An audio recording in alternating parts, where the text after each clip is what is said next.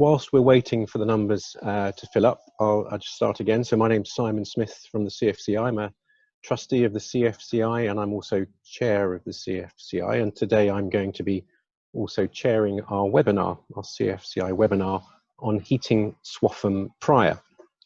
We have 3 speakers today, and we're going to allow them each to present their piece on heating Swaffham Prior.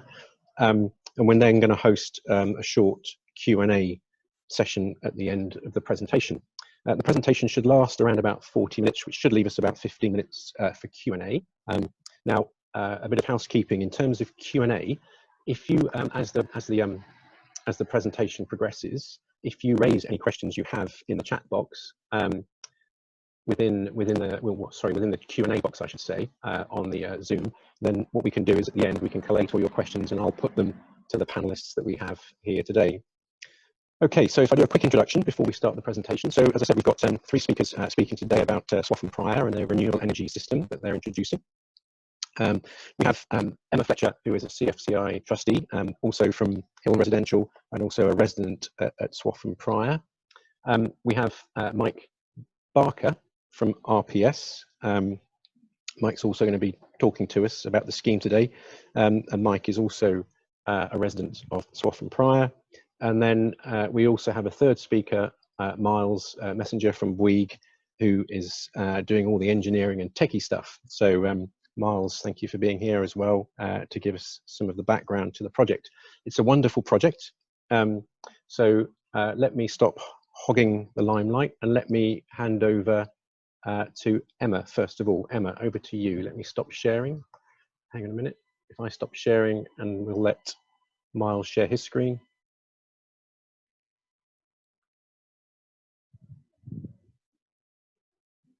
Okay. Lovely, thanks very much, Simon. So heating Swaffham Prior is a project that's come out of the background from the village of Swaffham Prior having set up a community land trust. And it's the community land trust that have been running this project forward. And we're going to give you a little bit of an overview about how it's gone. Next slide. So many of you might actually not know where Swaffham Prior is. We often get mistaken for being Swaffham in Norfolk, or there's Swaffham Bouygues as well. But we technically sit just north of Cambridge on the same line as Histon. We're about 8 miles as the crow flies out of the middle of Cambridge. So we're a small village. We have about 300 homes. We have quite a large conservation area with over 40 listed properties. We also have a large percentage of people who actually are housing association tenants, currently over 45 properties within the village. And we are a community that's highly reliant on oil. In terms of where we heat our homes, we have a big tank in the garden, we have a large boiler, and all of us individually have oil deliveries to our home. We've been working on this project for a number of years. It comes on the back of having built 8 homes for the community already as the land trust. And it really is an incidental conversation that I had with Mike whilst our kids were playing one day. And really, I said to him, you know, we've got to do something else to try and tackle fuel poverty in the village. Filling up an oil tank is a huge expense. And they might just happen to say, well, I used to work for a company and I know a bit about district heating schemes. So this gem of an idea has grown, and these were the principles we set out to try and tackle this in our village. One of the big issues we wanted was more stable energy prices. For anybody who has been on oil, we are literally directly impacted by oil price, so it goes up and down. Whatever you pay for a tank of oil this month could vary the next time you order in 6 months' time. It's highly unstable in that sense. But we also wanted something that was highly renewable, because actually oil is not renewable and it's a real bane in the village. It could impact on future people coming into the village because young people don't understand what oil and oil deliveries are, and actually has the ability to completely unsettle our community ecosystem we've got here. So we have a number of different people we want to aim. Those of us who are on oil, for those who are struggling with fuel poverty, for those who can't afford to upgrade their properties themselves, For those people who are in historic properties where they can't use heat pumps because they're ineffective, they don't get to high enough temperatures. And actually what we really want to do is have a collective change. We want to improve air quality in the village, we want to reduce pollution, and as I said earlier, we want to really ensure that we maintain the village ecosystem that we all love. So, as I said, humble beginnings. It started in a kitchen over a glass of wine, chatting with Mike, and he and I decided to put our collective hats together. We both have skill sets from our day jobs, and we sat down and thought, right, we need to actually work out how we can go forward, and we need some experts to advise us. So we noticed there was a rural community energy fund, and so we applied, and together we went out and we got 3 separate bids, utilising our skill set. And we appointed by a regional to undertake the first sort of high-level overview of the village. What they came back with was actually there were a number of different options, but really on the village-wide scheme, we would be looking at biomass or potentially ground source heat. But the real issue for us as a village is we didn't want to be burning anything. Mike and I didn't want to be putting wood chip in every weekend or ordering or delivering. So it had to be something that was easy to run in the village, but actually did not create obviously big polluting chimneys or anything like that in our village. But then we finished the report, it was well regarded, but then this is where we hit the buffers. One of the problems is we're a small rural community, and in order to get the next level of funding, you had to work with a district council ideally, and there was no officer at East Cambs at the time that was working on sustainability. So whilst the local authority were very encouraging, there was no real help. Miles, next slide. Yeah. So just to pick the story up from there. So the stage 1 feasibility had identified some employment land, which you can see is the hatch blue area to the southeast of the village. And also you can see coincidentally on the map next door is the Cambridgeshire County Council owned land, which actually includes that employment land where we were envisaging our energy centre might go. And it was clear that actually, although we couldn't get the district on board as a partner, we could look to the county council. And the stage 2 grant money from the heat network delivery unit, at the time, it was a requirement that we needed a local planning authority partner. So Miles, next slide. So we looked at Cambridgeshire County Council as an alternative to the district, and actually, and quite luckily for us, in fact, very luckily, Cambridgeshire County Council have a department called Mobilising Local Energy Investment, and that's run by Cheryl French, who's the project director. And actually, she's a very determined and positive person, and really liked the idea of the project and took it on. Her department are doing some very interesting stuff there, retrofitting solar PV onto a load of park and ride sites and doing other things, particularly around schools. Miles, next slide. And in the context of why we were doing this, actually, the central government in Bays and the heat network delivery unit, the county council, and also our requirements as a community all kind of aligned, and they're all aligned around the issue around climate change and getting to net zero by 2050. And it's clear that actually, although it's a good target and there's some legislation around carbon budgets, actually there's some really difficult nuts to crack in there if we're actually going to hit that target. And one of them is around domestic heating. Miles, next slide. So you see that fairly typically, I think, for Cambridgeshire in terms of where it fits with the UK, Cambridgeshire have done some research in terms of where their carbon is, and you'll see 21% is around domestic buildings, and that's heating and lighting and various other things. And obviously some of that is to do with the balance of electricity and renewables within the grid, but also within Cambridgeshire, because of the fenland soils, actually there are quite a lot of communities that are off-grid in terms of gas. So unusually for the country, that there are quite a lot of communities that are using oil. And that seemed to be something that excited Cambridgeshire County Council in terms of the project that we had. So we took that forward. Next slide, Miles. So you see, in terms of hitting the 2050 target for net zero, really, we need to do something which fits into the bracket of ambitious new approaches to get anywhere near hitting the target for Cambridgeshire and also for the UK. And actually, the sort of scheme that we're bringing forwards really does fit into that category of ambitious new approaches, basically things that are difficult to do, and retrofit into existing households and communities is probably one of the hardest things to do.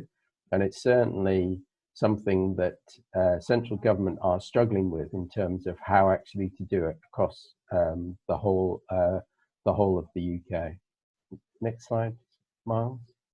So Cambridgeshire also produced their climate change strategy, and actually just sort of overlaying where heating Swaffham Prior fits in terms of that.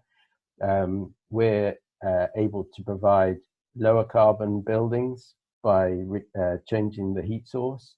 We're also able to look at supporting vulnerable people because the project is inclusive. We'll be looking at the housing association properties, trying to get those on board, and also the way the project is designed, it's designed so it's free at the point of entry, so there's no capital cost for the individuals in the village, and we also take away all of their old oil governance as well. And by removing the oil boilers from the whole of the village, actually that is really going to help with local NOx, we think.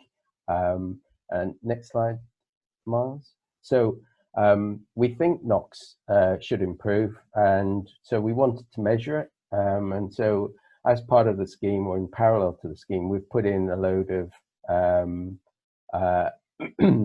of air quality monitoring units, not just along the bypass, but in the village as well. And that's something that we'll hopefully get some good data out of. And the other thing, there are two other potential benefits. One is around rewilding. You'll see when Miles talks about the design, the borehole field is a big site. We're going to reseed it with wildflower meadow, and it should be a really spanking new bee and butterfly reserve from that point of view. And also, next slide, Miles. We're also looking to piggyback fibre optic if we can on the project, so there'll be fibre optic to the door for everybody who signs up, and frankly perhaps also people who don't sign up to Heat Network probably get it as well if they paid a small contribution. So there are lots of benefits, and although it's a demanding scheme, it's something that we really want to take forward, and we've relied on Miles and Bouygues to do the technical work, and Miles can take you through that now. Sure, thanks, Mike. Well, first of all, just to introduce Bouygues, it's not necessarily a family name in the UK, but we're part of a multidisciplinary engineering and construction business, turning around 36 billion euros a year across the world. We're an established delivery partner of Cambridgeshire County Council. We've been working with them since around 2014, delivering energy efficiency and renewable energy schemes of all shapes and sizes under what's called an energy performance contracting model, whereby we design, build, operate, maintain and guarantee the performance of the projects. It's the largest and most successful partnership of its type in the UK. It's delivered under what's called the Refit Framework Agreement. I think it's the largest of its kind. And the guarantees cover essentially the underlying performance parameters that dictate the business case. So it gives the local authority, effective risk transfer, and then it's putting it in the hands of the engineers to ensure that the systems perform as they should. And our offices, we're based in Cambridge, we have a dedicated team of energy engineering professionals. So we've been working alongside the county on all sorts of projects. These are just some examples. So we delivered a 12 megawatt solar farm just outside of Swaffham, completed back in 2016. It's a really good news story. So it's generating around £1 million per annum in net profit, of which around £400,000 a year, is actually the profit that can go into adult social care services after the operational costs of the project and the repayment of the loan. It's one of only 2 contracts for difference in the UK. I think it's the largest of its type. We're developing a pipeline of projects. I won't go into each individual one specifically, but they're largely, as you can see, based on solar. But there are other projects that are emerging which are similar to the Swaffham Prior scheme. I think I might be handing back to, is it Emma now?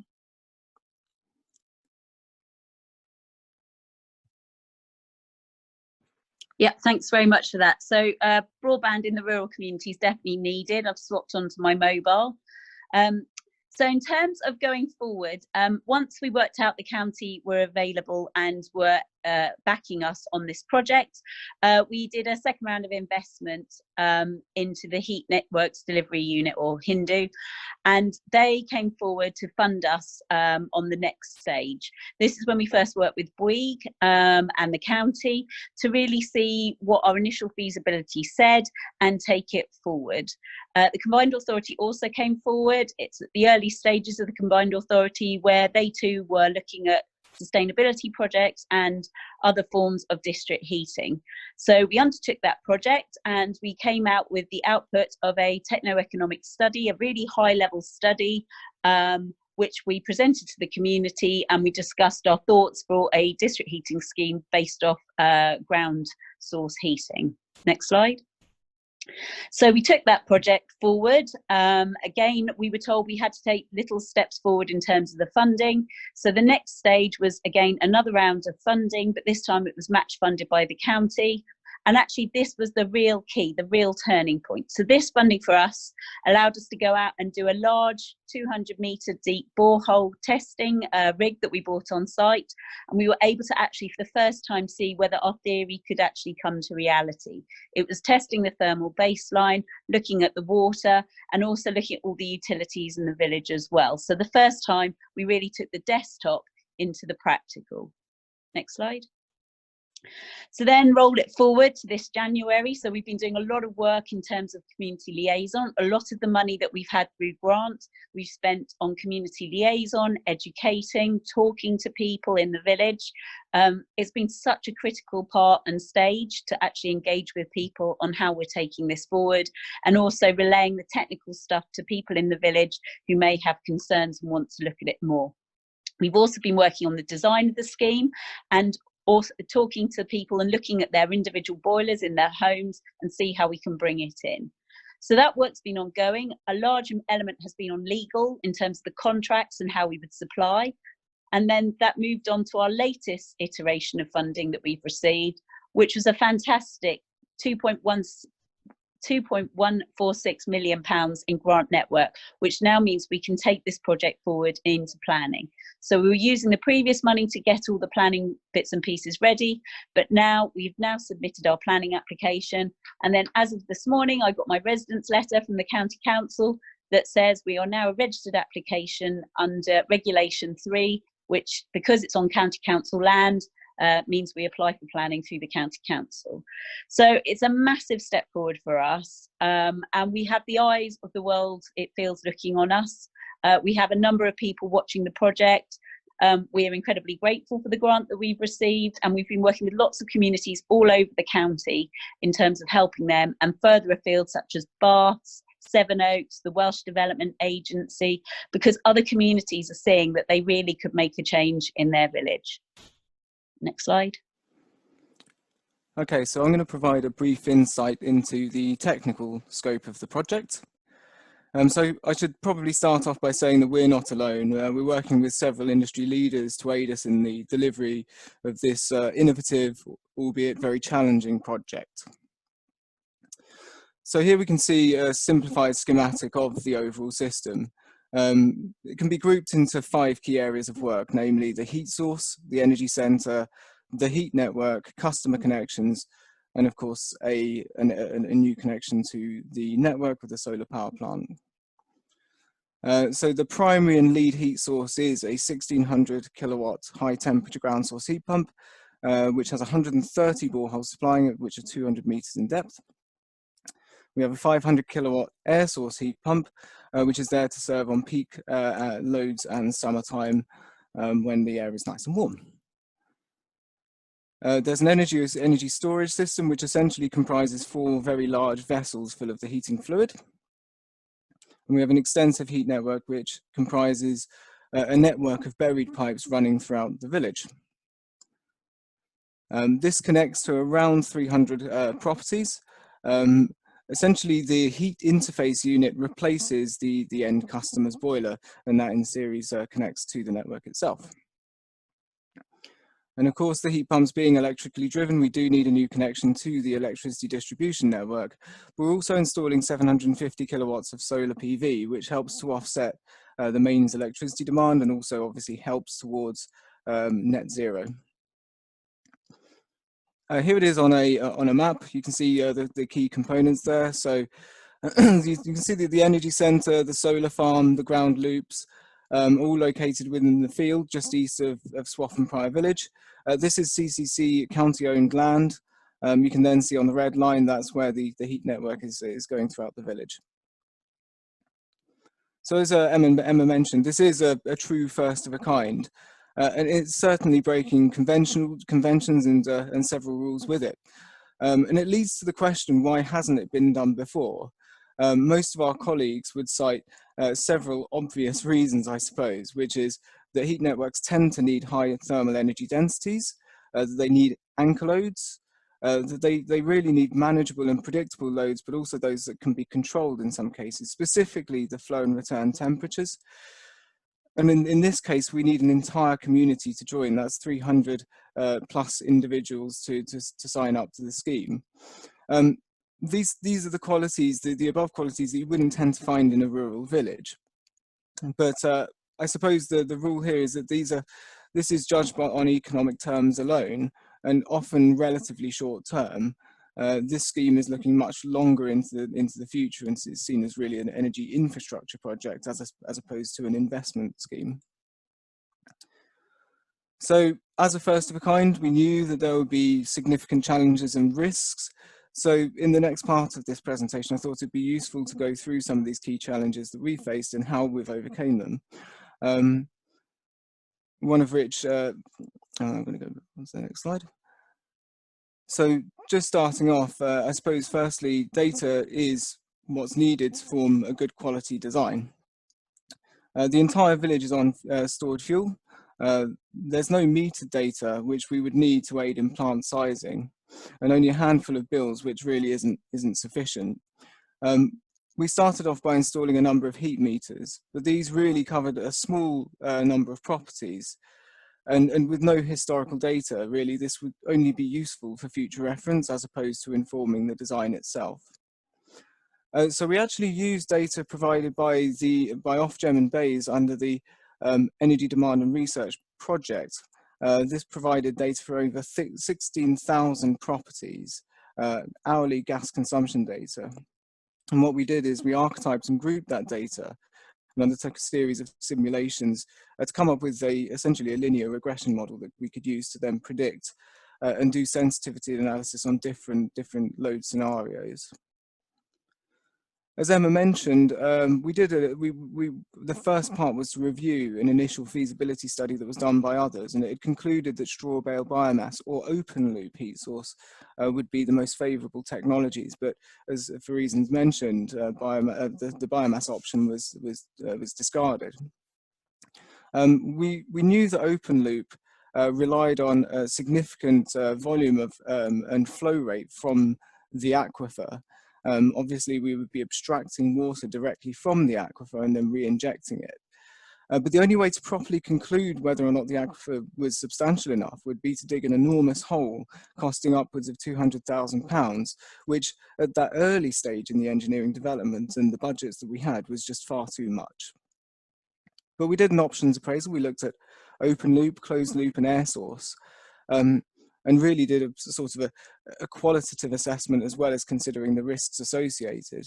And as a conclusion of that, we found that closed loop was the most favourable base technology. It's the most reliable, it has the biggest revenue potential through the renewable heat incentive, and offers the best long-term carbon efficiencies. So our colleagues set about doing an interim borehole design, and this concluded, first of all, that we would need about 180 200-metre boreholes to meet the loads that we calculated. We then did this thermal response test that Emma mentioned, but that concluded, unfortunately, that the ground conductivity in the area wasn't as high as we'd hoped, and thus we would need far more boreholes, in fact almost 260 of them. And that would have cost upwards of £2 million, which in terms of the overall budget would have just been too much for us. The causes for this were really about the long-term degradation of thermal capacity in the ground. If we're talking decades of continuous usage, you actually find that there's a cooling effect to the core of the ground, and it essentially makes it less efficient. Here's an example, here's just some images of the thermal response test that we undertook and the test results. I won't go through them in meticulous detail. So this challenge was, how could we find a way of reducing the capital associated with the boreholes? First of all, it's about achieving the economic criteria of the project, the IRR, the payback period. It's maintaining or maximising the carbon abatement that the scheme would offer, maximising revenue potential, but also maintaining a system resilience. So our answer was to do this hybrid air source, ground source heat pump scheme. And the philosophy was that the air source heat pump would work during warmer periods when it's most efficient, and the ground source during cooler. The benefits to this is that the ground loops get a chance to recover and continually replenish. And that in turn means that we can reduce the number of boreholes that we need for the system. And the interesting thing is, by virtue of that, we can space the boreholes at greater distances from one another, once again improving their efficiency and thus reducing the number of boreholes we need. So it was a cyclical assessment that we did. And what we found was essentially we could halve the number of boreholes that we were going to need whilst improving the thermal performance of the system. We also looked closely at the thermal energy storage. There was a minimum that we would need in any case to make sure that the system would operate properly. But by increasing the volume of this storage, we knew that we could balance load transients better and smoothen these short-term peaks. This is quite commonly done in the industry, but at a scale I think is quite large. This enabled us to reduce the thermal capacity of the main heat generators. They didn't need to handle these quick term peaks that could be dealt with through the buffers. But it also allowed this tariff optimization, so we could charge the thermal stores during off-peak periods and thus avoid running the heat pumps during peak times. Here's just some examples of the outputs from our base simulations. And as you can see, the air source heat pump is running less during the winter periods, the ground source during summer periods. That's in the, ground source is running during mainly in the winter periods. You can see that's in the grey and the green there. And you can see also that there's quite a substantial off-peak, which is the OP, as a proportion, off-peak tariff as a proportion of the overall usage. One of the next challenges that we had to be compatible with over 300 properties. Now, existing heating systems tend to operate up to around 85 degrees, with a return temperature pretty much the same, maybe down at 75 degrees. We know that conventional heat pumps are only able to operate to around 55, maybe 65 degrees at a push, and they like a nice low return temperature, maybe 15 degrees less than the flow rate. So we look towards Scandinavia, where they are, let's say, a bit more advanced in large-scale heat pumps, and the technology they're using out there that can achieve much higher temperatures whilst maintaining a reasonable efficiency. They're using a different type of refrigerant than those that are conventionally used in chillers, and thus feature in most of the heat pumps that we use in the UK. But they're more expensive, they're larger, they're heavier, and they're complex systems. And also, one of the key aspects is there's not many installed. In fact, I'm not aware of any that are properly installed and operating in the UK at present, and therefore that creates a bit of a project risk for us. One of the key challenges to this project was the network route itself. We've got to coordinate with all of the existing underground services and obstacles. We have to mitigate ecological and environmental impacts during installation and minimize the disruption to the local community. We've got to balance the system's resilience and the need to avoid single points of failure with optimization. This is a large cost for the scheme, so thus we can't oversize or duplicate. We have to phase construction. It won't all be delivered in one series and be commissioned as one system. And also, if we're running past third-party land, we've got to deal with the wayleaves and easements and legal agreements that associate with that. So we were considering footpaths, verges, highways, gardens and fields. I think we ended up pretty much designing for all eventualities and doing a full assessment against them. After all of that, we concluded that the highway was the only real practical option, but this obviously led to several ongoing risks and challenges to deal with. Probably the most significant to us, which we've recently unlocked, was under the new Roads and Streetworks Act of 1991. You must have a statutory code in order to install that apparatus in the public highway, but there isn't a code for heat networks. Therefore, there's no power to install the system. And this was enshrined in case law in Callaghass versus Norfolk County Council back in 2019. Norfolk was found in favour, where Calla had essentially run a small LPG main across longitudinally along a roadway, and essentially that was found to be wanting in terms of the act, and they were forced to remove. Fortunately, the answer for us was the Local Government Act. So essentially this entitles the local authority to generate, distribute and sell heat to their community. We sought Queen's Counsel opinion for this, and they found that it did indeed entitle the local authority to lay the pipework, and that would supersede the 1991 Act. One of the other challenges for all of us was the fact that this is a first of a kind for us, but also for the local planning authority. What complicates matters further is that it's a Regulation 3, which means that Cambridgeshire is its own determining authority, and opposed to the conjecture that it might be an easy ride, it's actually the opposite. It means that every T needs to be crossed and I needs to be dotted. One of the other things was, what do we actually include within the red line boundary? Given the above 1991 Act and 76 Act, does that preclude the heat network from the scheme? Does it deal with its own approvals through that? But we found that it did need to be.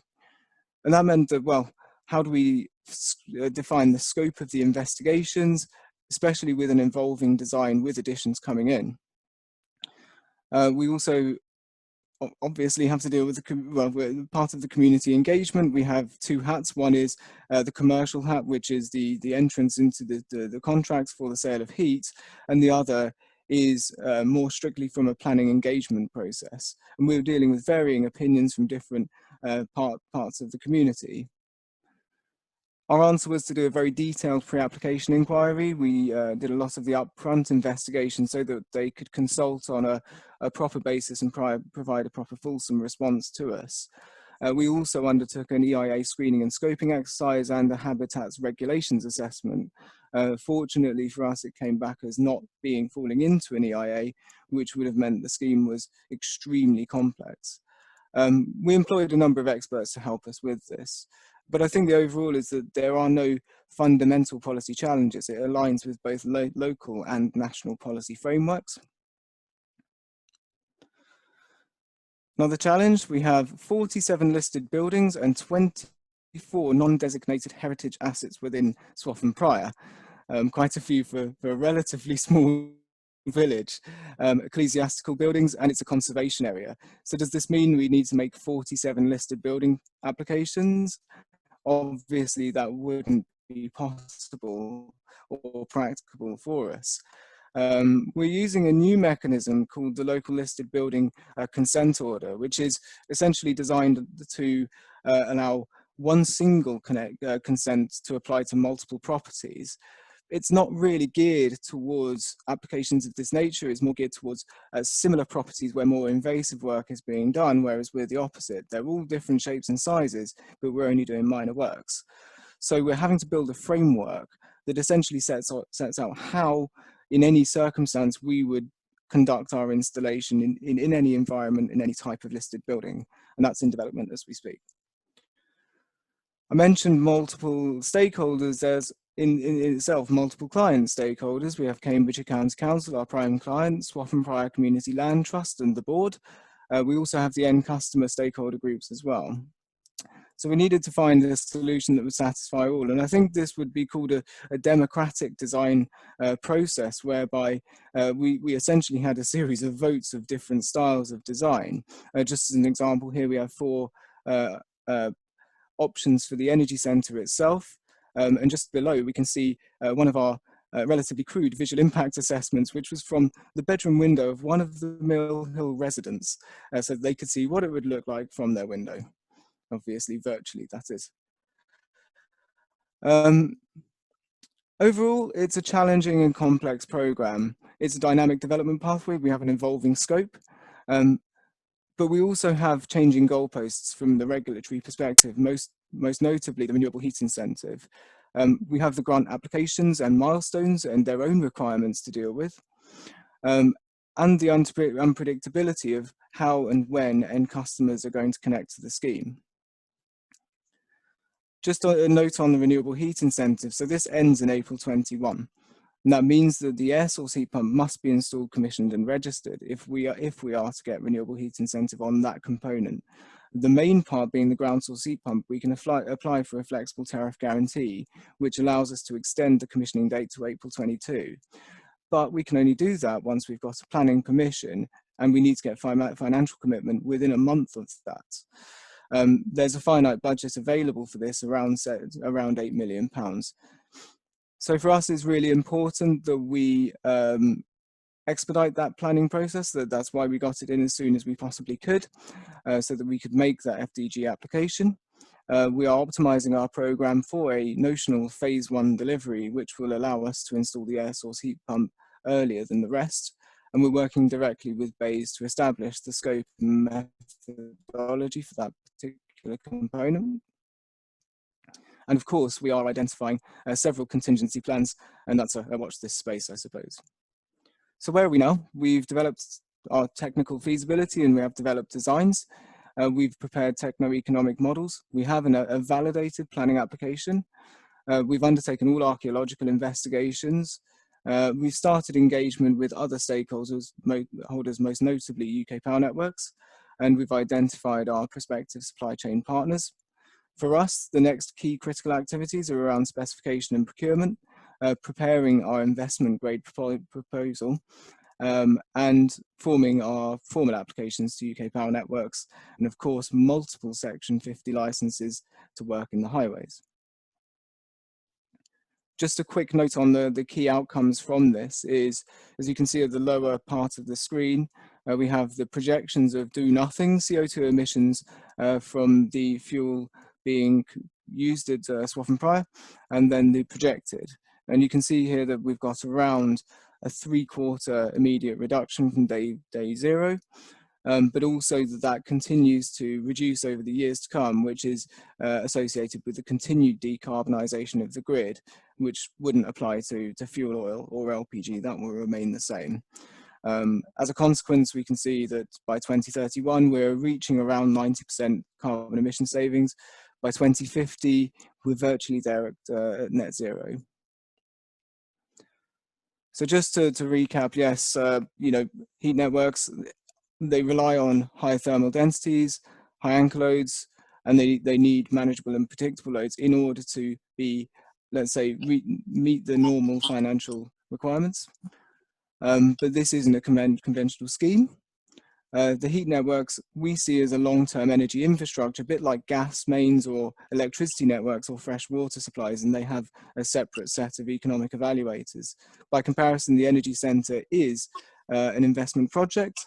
It's using the best available technology of today, but it will continue to evolve in the future. Thanks, Miles. So we thought we'd try and show you where the project is looking. And as I said earlier, we've been working very closely with Cambridgeshire County Council on this project as the Community Land Trust.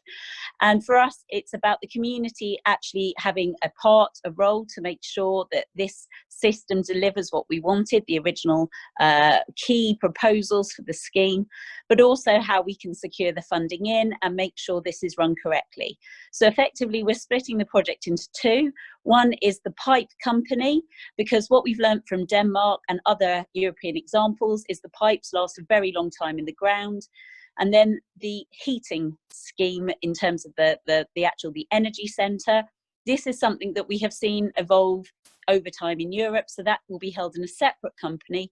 So if there's a new technology in maybe 30, 40 years' time, we can effectively replace the heart that gives us the heat into the network. But the real key is getting the pipe network in. And then as technologies change, we can move on to. Miles? So in terms of the energy tariff, we tried to make it as simple as possible because effectively we'll be selling out to the community. There's two separate charges. One is actually what you use and a standing charge. And the key driver on this project is that we said there are no barriers to entry. So you can come into the project, we will take away the oil tank, the oil boiler, and connect you up and you're ready to go. And then effectively the standing charge will split the cost of all of that over the lifetime of the project. Because for us, it was key that everybody could join and everybody should be able to understand what the project is about. And we have had some people say to us, but this is one supplier, one.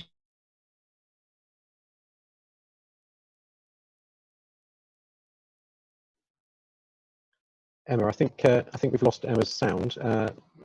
Miles or Mike, can you finish off? Yeah. So I mean, it's one supplier, one billion entity, and there has been some concern about that. And I think obviously, if we had a different partner, if we had a commercial energy supplier as a partner, I think there would be a certain amount of mistrust in the village. But because it's the county council and because the CLT will have a governance role, there is some reassurance for the village that they're not going to be held to hostage in terms of long contracts or heating bills that become unaffordable in the future. Emma, you're back. Yep, the joys of rural living. Right, next step. So this slide was prepared for one of our consultations a month ago, but we've actually completed a number of these points.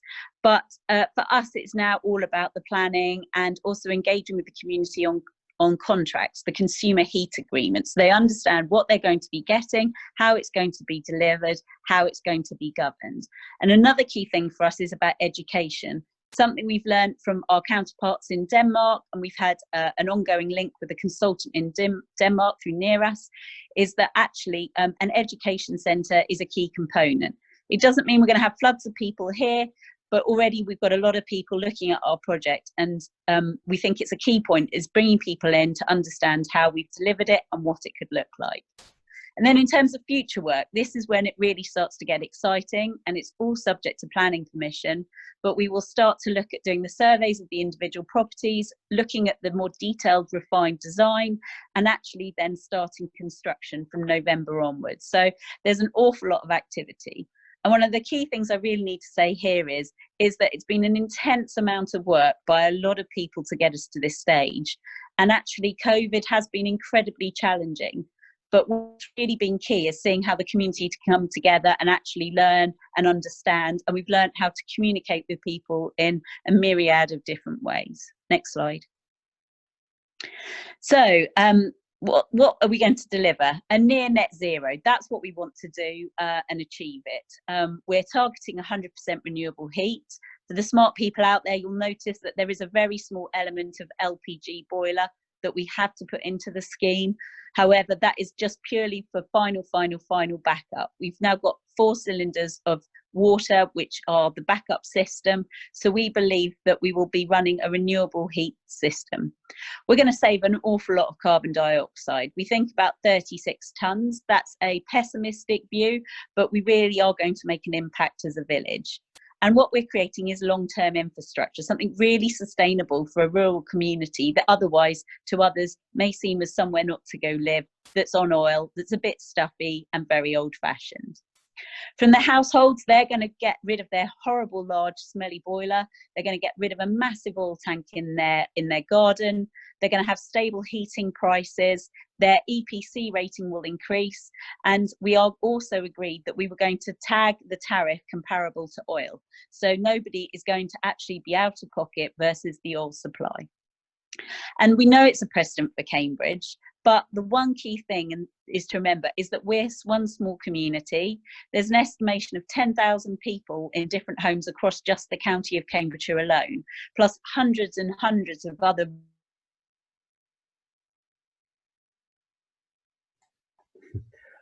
Just other villages, can I just say, in the UK who are either using oil or diesel as a heating source and for power. These sorts of schemes where heat pumps or other renewable heat are certainly part of the solution. There may be opportunities for CHP as well, combined heat and power. Certainly some of the other district heating solutions are looking at CHP. We're not. We're keeping it as simple as possible. But Emma, you're back again. Yeah, rural living for you. Next slide. So for any of you who wants any further information, there is a brilliant website set up by a community liaison person, Janet, called heatingswaffhamprior.co.uk. All of our consultation documents are there, and give us a week. All our planning application documents will be on there as well. We work in further engagement with other rural communities that want to learn from us, or anybody that has any helpful advice, tips, or wants to learn more. Thanks very much. Super. That's excellent. Thank you, Emma, Mike and Miles. Really great to see the work you've done. Some real community action there in progress, and super to see what you've managed to achieve. So also, I think one thing that I noticed in looking at the presentation today, you had a coach outside your building and your planning application. I guess that's a coach for all the visitors. They're going to come and see how fantastic your technology is working. Anyway, let's go straight to the Q&A session. So we've got a number of questions here, and I'm going to probably start with Emma. Could you sort of give us a bit of background as to, have you got numbers of houses signed up yet, and do you know how many houses will be signed up, and how many does it need to be viable? So we've got 166 confirmed people that are wanting to sign up to the project, but we've designed it for 300 homes. Mm-hmm. We know that communicating with some of the more elderly people in our villages has been more challenging, and people just want to know it's going ahead. So the idea is the project will be free to entry as we are signing you up. If you decide to come in later, there will be a connection fee to come into the road. So we anticipate that we will have a much higher sign up, and certainly ever since we've done that survey, all the indications are yes, we will be probably mid 200s by the time we come to do that. And also, as I say, the national affordable housing provider has also said they want to sign up all of their properties too. So it's a big push. I mean, we've done presentations to one man and his dog, 2 people in the pub, people in the village hall. It's not been easy. The amount of public engagement has been huge. Fantastic. Thank you, Emma. Okay, I've got a question here now, I think for Mike. So interested to see some of the monitoring that's going on in terms of air quality and the aspirations for enhancing biodiversity. Did you manage to get funding for for the monitoring, and who's going to look after that monitoring and the biodiversity? Is there any funding available for you in terms of, you know, assessing what you've done and whether it makes an impact? That's a question for Mike. Maybe if I answer that. So in terms of the air quality, East Cam's put in some of the monitoring units, and we use some of the grant money to put some of the others in. It's possible in the future that we may be able to monetize the carbon savings and also the NOx reductions in terms of emissions, but we're not there yet.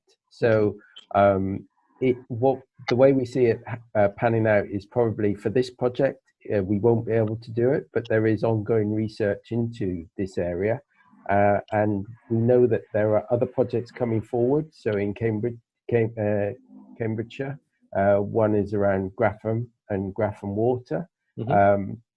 And by the time they get to this point in the project program, they may well be able to rely on some monetization of those reductions. Okay, thank you, Mike.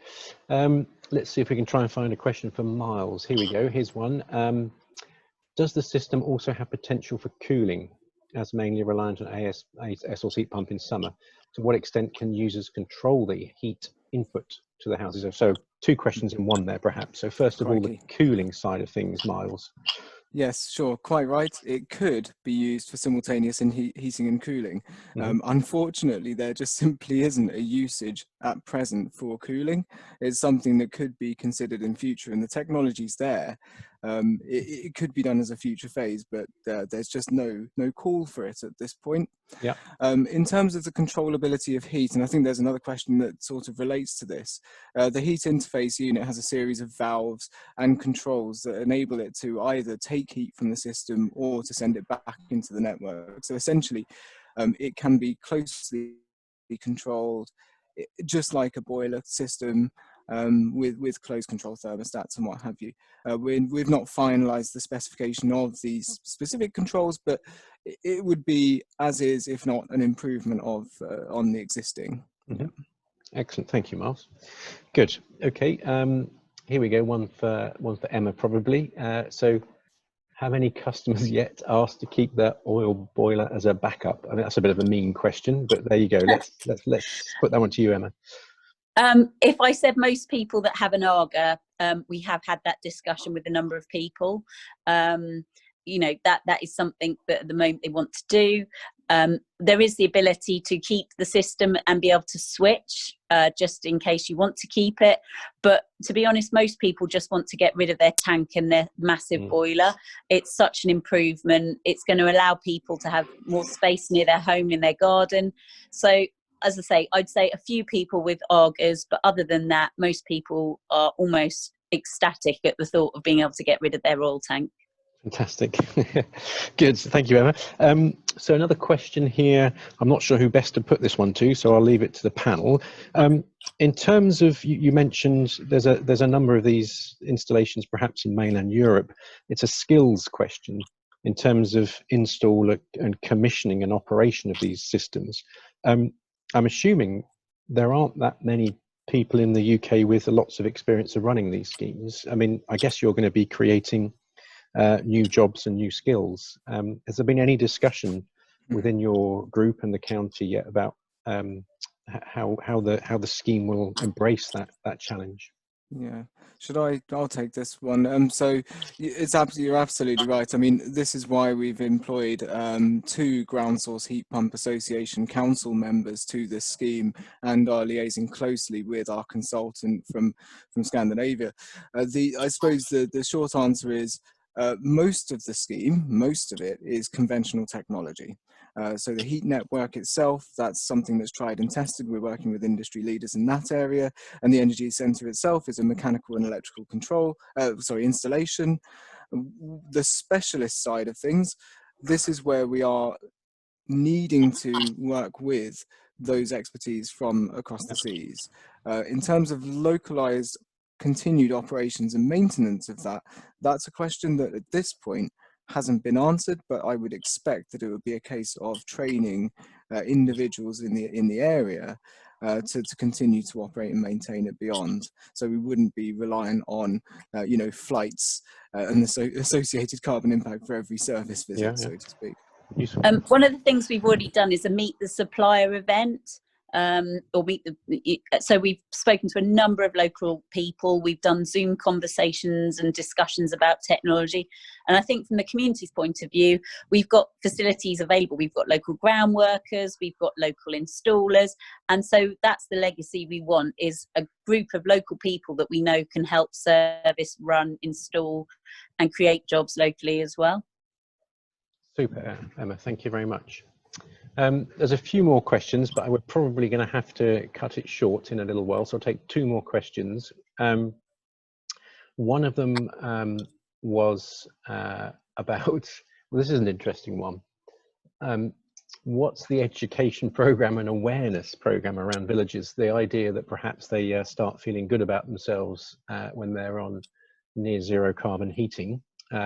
Will they suddenly then not worry too much about their their flights, their return flights to Los Angeles? I mean, I think that's a bit mean, really, but I mean, I guess it's a bigger picture around the education process of in a net zero carbon society. You know, what are we going to do? So perhaps that question is something about fabric improvement as well. Are there any initiatives going on within the village as well for fabric improvement? A bit challenging with so many listed properties, but what's the thinking about that? It's a question that's come up particularly around energy efficiency and insulation. It's not something that we've included in the project now, but I think we will provide some sort of information about it, because I think we're designing it for basically the portfolio of houses that we have at the moment, which are very leaky and not very energy efficient. But obviously it would be better to run the system at a lower temperature with more efficient houses. But that requires us to educate the village in terms of insulation and stuff. And I think we will do that at some point. But also there will be a bit of education about, this isn't carte blanche. So you can, if you sign up to this system, you don't have to worry about carbon in any other form of life. Carbon in domestic housing is only 20% of the issue. There's plenty of other carbon emissions we need to go at, and people in villages, in the work they do and the stuff they do in their other lives, contribute to that. So it's an ongoing story, definitely. Thank you, Mike. All right, well, I'm going to bring proceedings to a close, although there are some interesting questions, and perhaps the panelists today might want to think about how they might engage with some of these questions in terms of with their website. So somebody's asked about what software are you going to use to monitor and measure? There's a question about, well, what does the actual final connection between the district heat loop and the household's own heating system look like? So I guess a lot of that stuff's going to come later on when you get into the detail. No, quite quickly, you can come to the pub. We've got a heat interface unit coming to the pub. So if anybody wants to come and support the Red Line in Swaffham Prior, you can come and have a look at the heat interface unit as well. Fantastic, there you go. Right, so we'll close Q&A there. It just remains with me with a minute to go to thank our speakers. I mean, a really fantastic talk. And very admirable what you're doing there. There's a lot of time and effort gone into that. And I guess, perhaps there's all sorts of merchandise coming out of my mind, in probably some heat Swaffham Prior jumpers and slippers that you can give to your residents that can't retrofit because they've got a listed property. But anyway, really, really fantastic. So on behalf of the CFCI trustees and also our members, thank you very much to Emma, Miles and Mike today for your time. Just a couple of parish notices before we finish. Our next talk, which we hope will be week commencing the 17th of August, will be on student housing.